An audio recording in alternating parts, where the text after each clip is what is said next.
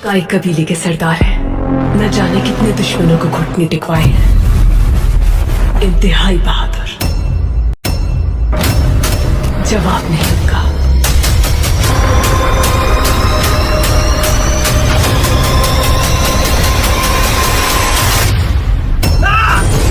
हवा में धुंध छा जाती है तो गीदड़ समझते हैं कि मैदान उनकी मिल्कियत है।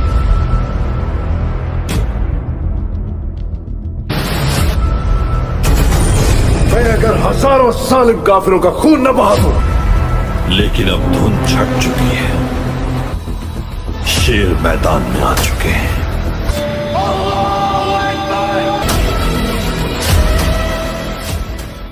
अस्सलामुअलैकुम नाजरीन, जैसा कि आपने पिछले एपिसोड में देखा, फरीक ने लियो की गर्दन में खंजर घोंप दिया था, जिससे लियो जख्मी होकर जमीन पर गिर जाता है। इस किस्त के आगाज में मलन खातून हमलावरों को ढूंढते हुए एक कमरे में दाखिल होती है, जहां फरीक ने लियो को खंजर घोंपा था। फिर मलन खातून कहती है, क्या यहाँ पर कोई है? फरीक ये आवाज सुन लेती है और मलन खातून को खुशामदीद करते हुए सीढ़ियों से नीचे उतर आती है। फिर फरीक का जख्मी हाथ देखकर मलन खातून पूछती है, ये क्या हुआ मारता? तो फरीक कहती है, बेदहानी में कपड़ों के संदूक का कील लग गया। इतने में अंदर लियो मेज पर मौजूद चादर को खींच देता है। फिर मलन खातून कहती है, ये कैसी आवाज है? फरीक कहती है, यकीनन चूहे होंगे। तो मलन खातून कहती है, छोटे छोटे चूहे इतनी आवाज कैसे पैदा कर सकते हैं? तो फरीक कहती है, 3-4 होंगे। फिर एक चूहा बाहर आ जाता है। मलन खातून उसे देख रही होती है। इतने में फरीक चालाकी से अपना खंजर निकाल कर मलन खातून पर हमला करने ही वाली होती है कि इतने में आयशा खातून आ जाती है। तो फरीक आयशा खातून को देख कर अपना खंजर छुपा लेती है। आयशा खातून मलन खातून को बताती है कि जिंदान में मौजूद सिपाहियों को होश आ गया है। फिर मलन और आयशा खातून वहाँ से चली जाती हैं।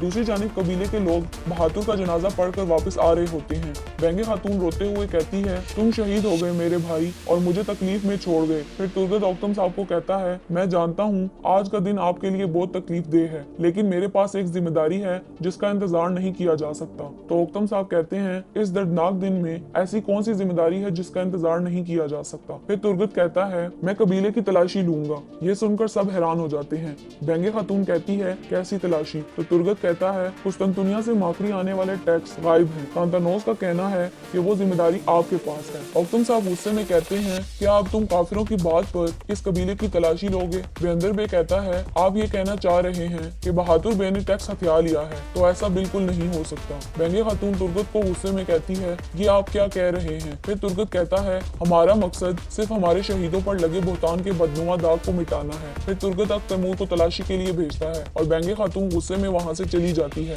दूसरी तरफ बेहंदर बे अपने सिपाही हुसैन को सरदार बनाने का लालच देकर सोना ढूंढने का हुक्म देता है और कहता है, हर जगह सिपाहियों को फैला दो। फिर वो हुसैन को एक खत लिखने का कहता है। बेहंदर बे खत में लिखवाता है, अजीम संजार साहब, आप जानते हैं कि उस्मान एक लापरवाह शख्स है। उसने इमारत को जलाकर राख कर दिया। उस्मान काफिरों की बातों पर चलकर जंग की तरफ बढ़ रहा है। इसके बाद दूसरा मंजर दिखाया जाता है, जहाँ उस्मान और बाला अलाउद्दीन को लेकर आगे बढ़ रहे होते हैं और अलाउद्दीन की हालत काफी खराब होती है। फिर अलाउद्दीन चलते चलते जमीन पर गिर जाता है। औलफ के सिपाही भी पीछे से आ रहे होते हैं। ये देखकर उस्मान अलाउद्दीन को उठाकर आगे बढ़ने लगता है और औलफ के सिपाही भी पीछे आ रहे होते हैं। फिर उस्मान अलाउद्दीन को जमीन पर लिटाकर औलफ के सिपाहियों के सामने खड़ा हो जाता है। औलफ का सिपाही कहता है, तुम अपनी मौत से भाग नहीं सकते। फिर उस्मान कहता है, तुम भी भाग नहीं पाओगे। ये कहकर बुरान को तीर मारने का हुक्म देता है। बुरान और सिपाही औलफ के सिपाहियों पर तीर बरसाने लगते हैं। इसके बाद उस्मान दुमरल और सिपाहियों को पुकारता है। वो भी औलफ के सिपाहियों पर तीर बरसाने लगते हैं।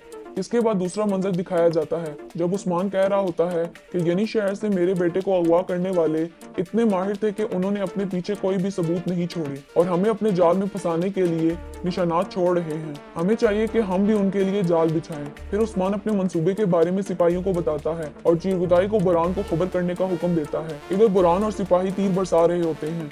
औलफ के सिपाही पीछे हटने की कोशिश करते हैं कि इतने में चिरकुदाई दरख्त से आग का तीर बारूद पर मारता है, जिसकी वजह से धमाका हो जाता है। फिर उस्मान और उसके सिपाही लड़ाई के लिए आगे बढ़ते हैं। आहिस्ता आहिस्ता औलफ के सिपाहियों का खात्मा होने लगता है। लड़ाई के दौरान उस्मान औलफ के सिपाही की गर्दन पर अपनी तलवार रखकर कहता है, मेरे बेटे पर हाथ बढ़ाने वाले हर शख्स का सर काट दूंगा, और फिर उसे मार डालता है। दूसरी जानिब अख्तर तैमूर तलाशी के लिए आगे बढ़ रहा होता है तो अलजिजिक अख्तर तैमूर से कहती है, मैं आपको अंदर जाने की इजाजत नहीं दूंगी। अख्तर तैमूर कहता है, रास्ते से हट जाएं और मुझे अपना काम करने दें। तो अलजिजिक अपनी तलवार निकालते हुए कहती है, मैं पीछे नहीं हटूंगी। इतने में औकतम साहब वहाँ पर आकर अलजिजिक से कहते हैं, हट जाओ।